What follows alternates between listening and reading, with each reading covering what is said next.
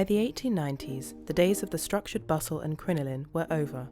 Bell skirts were in, and this meant a very full hem, sort of like a modern circle skirt, with gathering or pleats over the back of the hips. Padding was used to support the skirt shape around the hips to help it make the fashionable bell shape, and to create an optical illusion to make the waist look smaller. In the early 1900s, hip padding was still popular, though the skirts became more tulip-shaped. This padding came in the form of a bustle pad, or hip pads, which were often crescent moon-shaped, and later versions may have had holes punched in them for ventilation. This design is one I will be emulating today.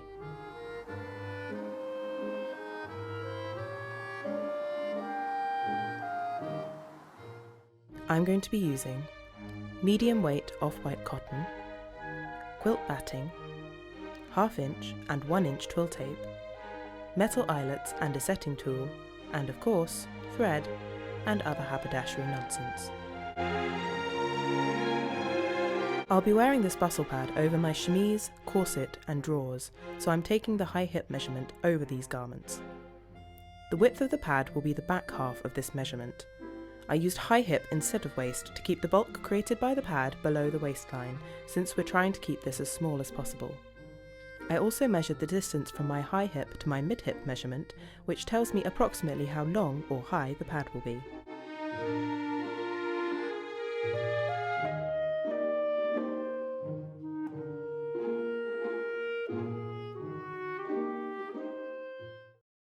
I always use parcel paper for pattern drafting, and whatever appropriate pattern weights are available. Paris here wants to be a pattern weight when he grows up. I drew a line the length of my half high hip measurement, about 20 inches, marked the ends and the midpoint, and then marked the length or height of the pad.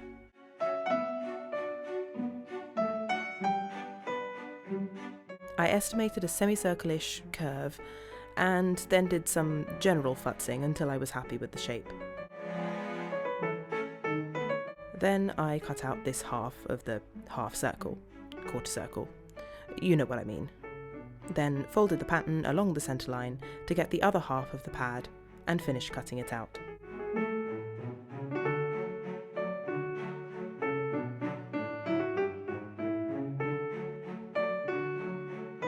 If you're following along at home, I suggest you take a break at this point to cuddle the nearest kitten. This is a very important step. Don't skip it. I decided to add some additional pads to the sides of my hips for bonus hip spring, so I roughly sketched out a pattern for these, about 7 inches by 8 inches, then cut that out too. Next, I marked the dart placement, 5 on the big pad, 2 on the smaller pads, and symmetrical on each side. These darts help the pads curve over the hips. I cut out each pattern from 4 layers of polyester batting and 2 of cotton. All the scraps you see here went most conveniently into my rather expertly procrastinated tailor's ham, which you may see in later videos. I left no seam allowance on the batting, but allowed a goodly 3/4 of an inch on the cotton pieces, except the top edge, since this will be bound in twill tape.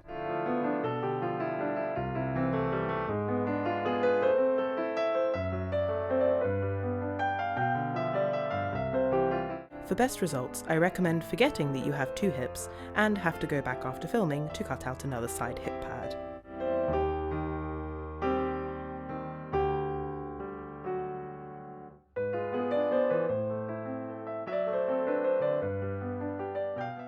I cut out the darts from the pattern paper to make them easier to mark on the fabric.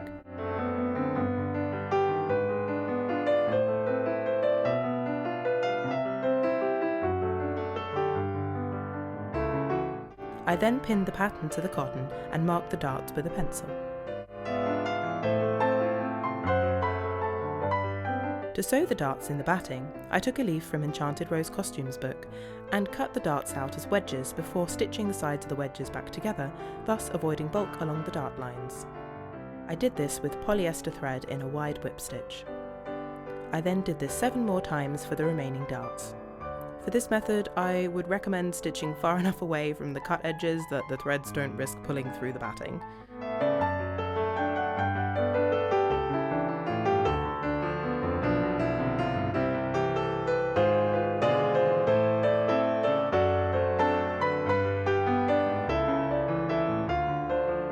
Using polyester thread, I sewed the darts on the cotton pieces. I did this by hand, but I would recommend doing this by machine, as the precision of the darts isn't that critical, and it would be much faster by machine. I only did it by hand because I really just wanted an excuse to stay on the sofa.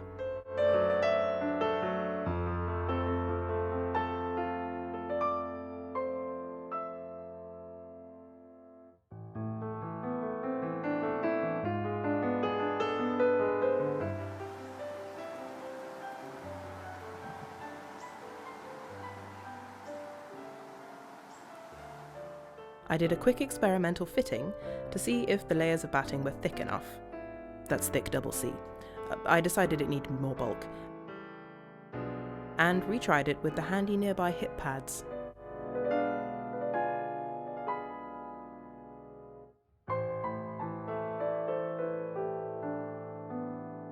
Perfect. I cut out a smaller semicircle piece to fit in the middle underneath the back bustle pad. Well, for a given value of semicircle.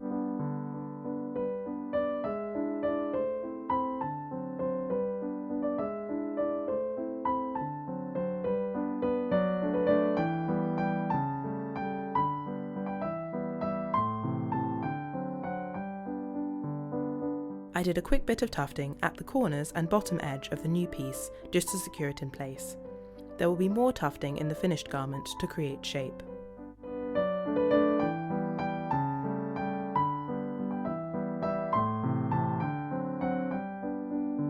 I then sewed the cotton outer pieces together by machine, and I was honestly really glad I left such a big seam allowance, since I ended up sewing into it to make the outer pieces bigger to accommodate the padding.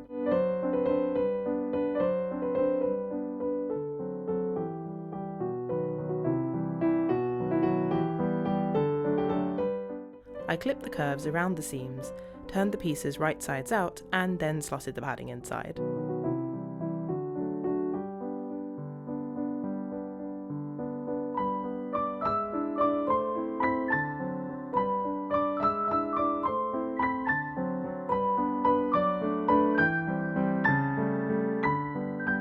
Side note, I think technically this is called wadding in the UK, though I'm so used to hearing Americans call it batting.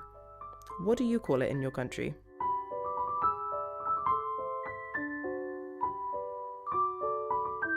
With rather a lot of fiddling and off-camera colourful language, I pinned strips of 1-inch twill tape to the top of each pad to encase the raw edges, and then sewed it in place by machine.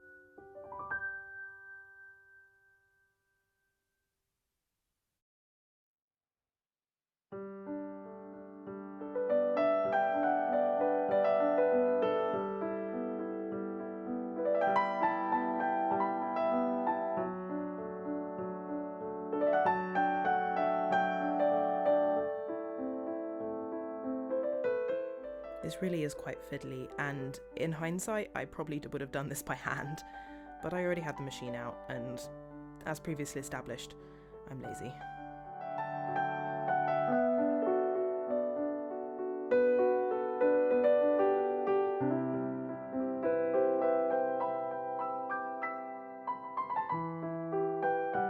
I applied fray check to the ends of the twill tape binding to stop the ends from fraying, and did the same to 2 lengths of 1/2-inch twill tape, each around 20 inches long. Then I discovered the time-lapse function on the iPad, attached the hip pads either side of the back pad, and sewed the 1/2-inch tapes to each end of the bustle pad by hand.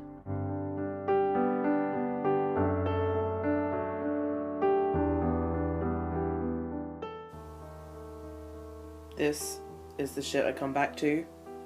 She's not allowed to be on the bed without being on the sheet that covers everything.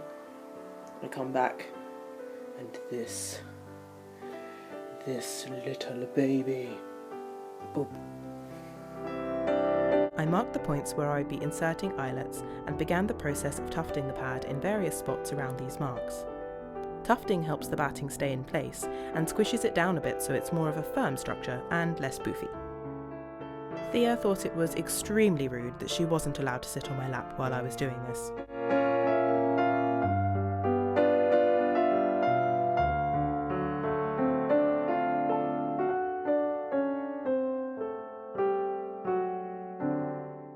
The last job is putting the eyelets in.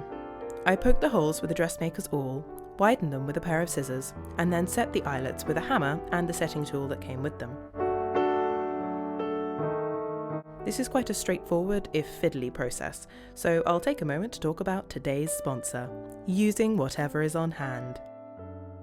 Are you doing a job that needs a specific tool, such as a small pair of scissors? Do you own that tool, but it's somewhere else and you can't be bothered to go get it? Then may I suggest using whatever is on hand. It'll be fiddly, it'll make a mess of it, and it'll take more time to do with the wrong tool than it would to just get up and fetch the correct one, but at least this way you don't have to get up, you lazy sod. Using whatever is on hand, available wherever poor organisation and sheer stubbornness overlap. Using whatever is on hand is not to be confused with making do when you don't actually own the correct tool in the first place, as in this case using the wrong tool is a valid decision and you should be commended for your resourcefulness.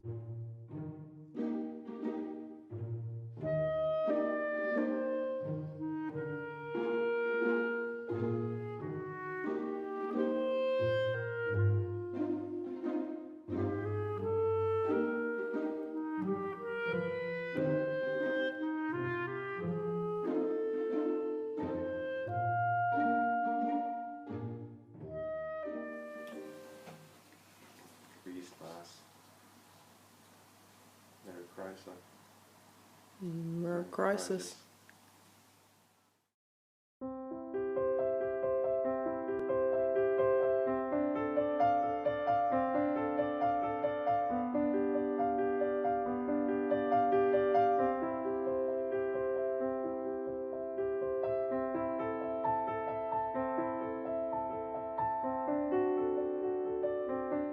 And it's done!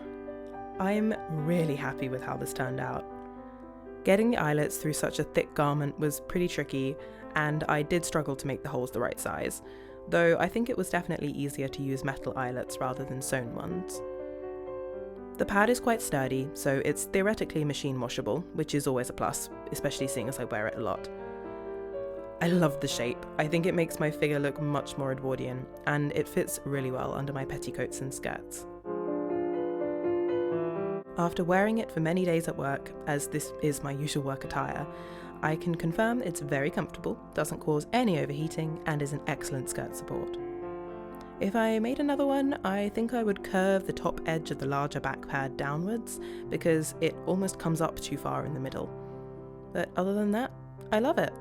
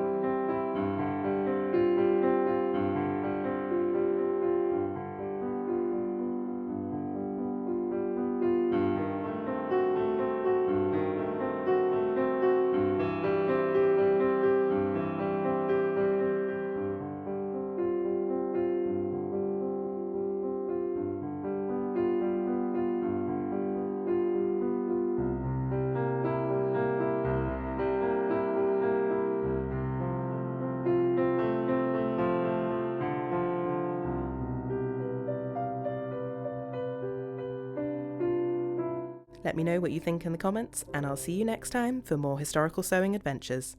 Bye!